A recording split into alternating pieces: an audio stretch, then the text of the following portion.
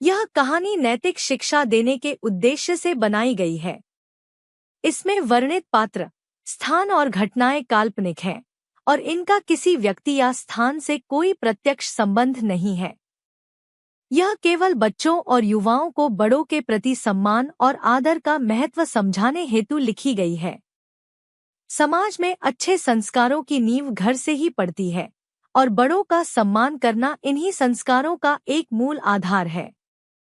आज की कहानी संस्कार की ताकत एक ऐसे लड़के की है जो अपनी पढ़ाई में तो तेज था, लेकिन उसमें एक महत्वपूर्ण गुण की कमी थी, अपने बड़ों के प्रति आदर और सम्मान की भावना।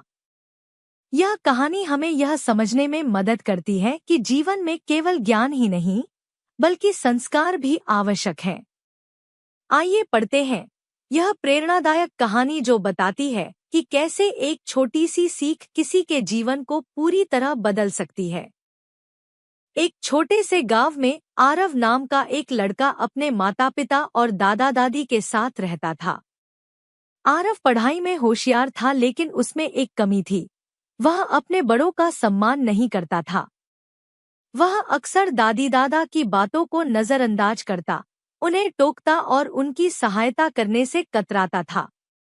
एक दिन गांव में एक बूढ़े साधु आए। उन्होंने गांव वालों को सत्संग के लिए बुलाया। आरव की मां ने उससे कहा, बेटा, साधु बाबा का सत्संग सुनने चलो, बहुत ज्ञान की बातें बताते हैं।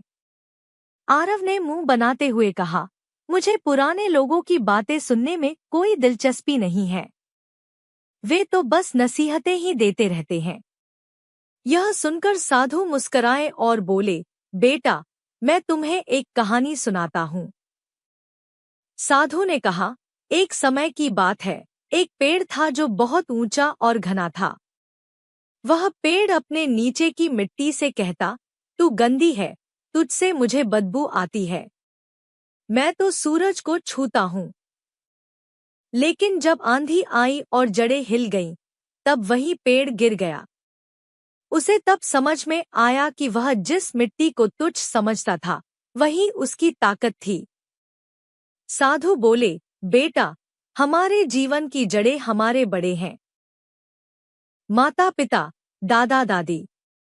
अगर हम उनका सम्मान नहीं करेंगे तो हम भी जीवन में स्थिर नहीं रह पाएंगे। आरव को अपनी गलती का एहसास हुआ।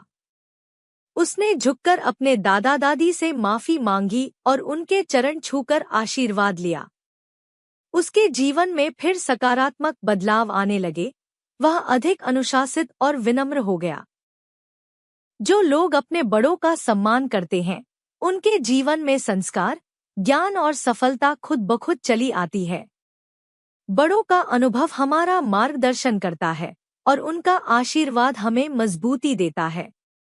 तो दोस्तों, ये थी संस्कार की ताकत, एक ऐसी कहानी जो हमें याद दिलाती है कि बड़ों का सम्मान करना सिर्फ हमारी जिम्मेदारी नहीं, बल्कि हमारी संस्कृति की पहचान है।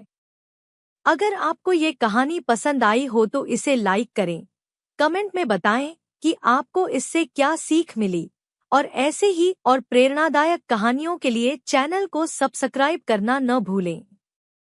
और हाँ, इसे अपने दोस्तों और परिवार के साथ जरूर शेयर करें, ताकि हर घर में संस्कार की ये लौ जलती रहे। बड़ों का सम्मान करें और उनके आशीर्वाद से अपने जीवन को सफल बनाएं।